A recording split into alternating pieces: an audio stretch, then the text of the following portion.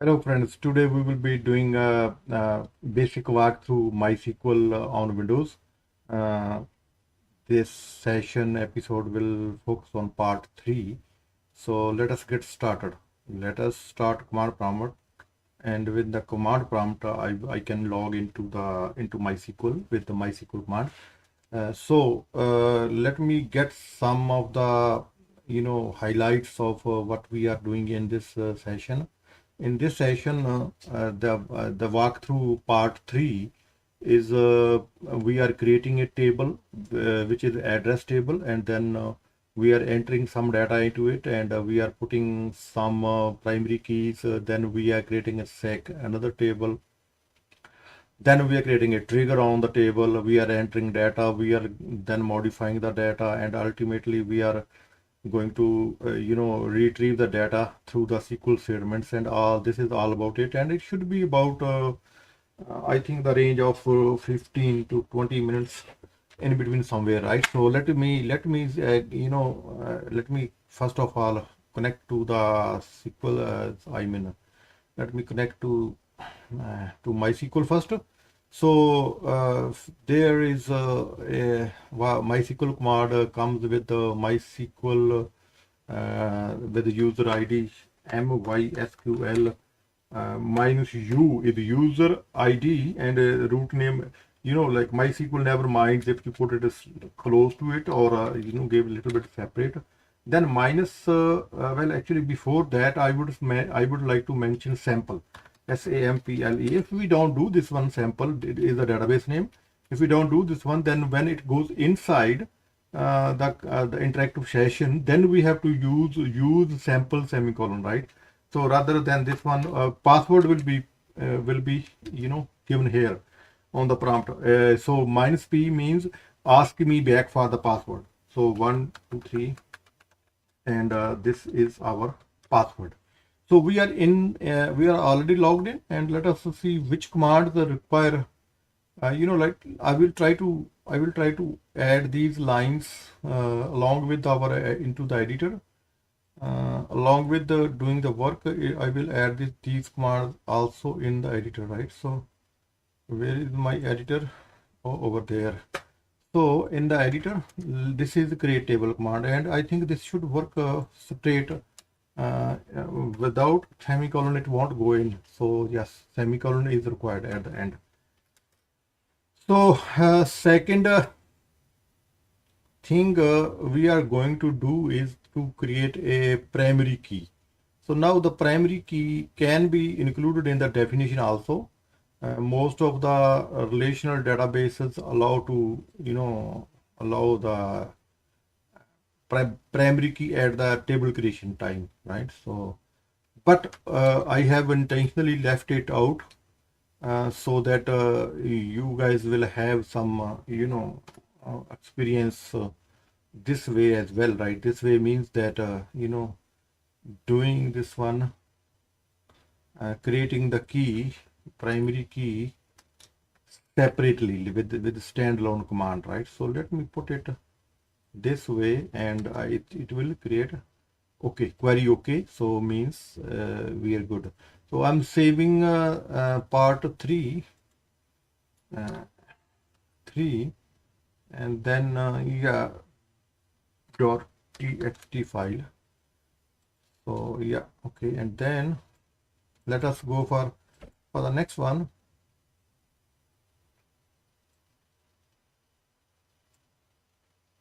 Let me put it there. Oh, yeah, okay.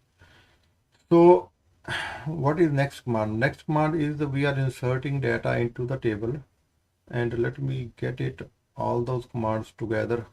And you know what, when we are inserting some string data, there are quotations involved, and the quotations don't do very well in different character sets. But sometime I have seen sometime even it depends on how somebody had created the document, what sequence they followed from the but looking at these 4 rows, there are 4 data rows, they all look good, and I'm just copying pasting them, right? See, because this data is like you know, I'd say I would, why not, I would increase the size horizontally, right? So it should be properties and layout, and rather than 80 we can have 140, and then here rather than 140, 140, and it should increase. You modify the shortcut, whatever we want to do. Oh yeah, see, let me put all those commands together in uh, for submitting this one. So we are after alter we have entered 1, 2, 3 and 4 rows, 4 rows of data. We can confirm data anytime with the select star, select star from the table name. Table name was address. Remember, we created table name address. So address, and then again without semicolon, no deal, semicolon, everything, right? See, we have 4 rows of data already in the table. So yes, we have 4 rows of data, and then when we have a primary key already, then we will try to do some trick with the database to add duplicate row, and we, that is the way we test how we learn things, right? So we will try to put some duplicate row, and we are expecting that primary key will stop us doing that thing. So when we are learning, this is called ranging method kind of thing, right? So you try something and duplicate entries should be denied. If that is denied, then what we are doing, what our intentions are, we are trying to achieve, then that we will consider as achieved, right? So next is there is one more thing that like if data is not going as duplicate, we can insert that data intentionally. We want to duplicate, but we want to explore more on primary key. So what we are doing here in this statement, let me show you. So in this one, what we are doing is like data was not going in because of these two things. One is the first name, and then is second last name. Middle name doesn't matter. So it was not going because this one, okay, because it already has this thing already. See, and this thing will not allow. But if we remove one A from the last name, then it will not remain the unique, right? It will be distinct, right? So then it will allow to enter this data this way. But we know it is wrong data, but like we want to see the behavior of the primary key, whether or not that is working as expected. So see, query, okay, query went in. So now you can see the data. If you see the data now, see one extra tight end, right? So we played trick on a CL name column, the last row, right? So this is what we did, and then from there this proves that primary key will allow only when there is an exception. I mean, when there is a distinct data in a new coming row, right? But there are some other commands, okay, we will be doing practice on, right? So let us say we are selecting data with selective columns. People who never worked in databasing, right, they might need this kind of commands also. What is actually when we are selecting all the rows, and how it appears when it is like selective data, selective columns are being used. So then again, then we are going to filter, right? So okay, so we want to practice some filter. If you read the whole story written in the document, that will be even more interesting. But like the main goal is to get your hands on the database. So this will help a fresher doing small things. This is basic walkthrough anyways, right? So basic walkthrough means that somebody who is a fresher and then they have never worked on databases. So that is this is for those people, right? So there is another similar command that is very useful kind of syntax, right? So we will what we're doing here is we are playing a trick with the data, because we don't know data, if data is entered in proper case, proper character case, right? So then we what we do is we can use the upper function to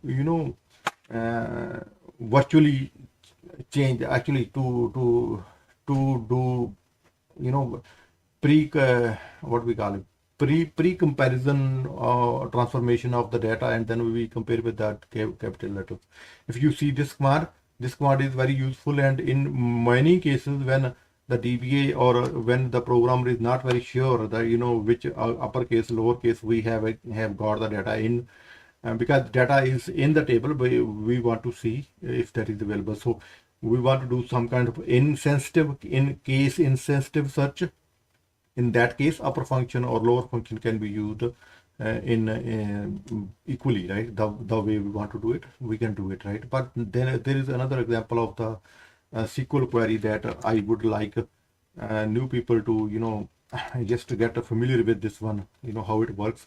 Now, when we use the like clause in the predicates, right, then this one is for selecting a subset of the data, but with some kind of some kind of logic. So some logic is there, that there should be 509 in somewhere in the. Now you can see in the phone number there are 509 two times, right? This one is in the exact middle, and one is in the right hand side, right, of the phone.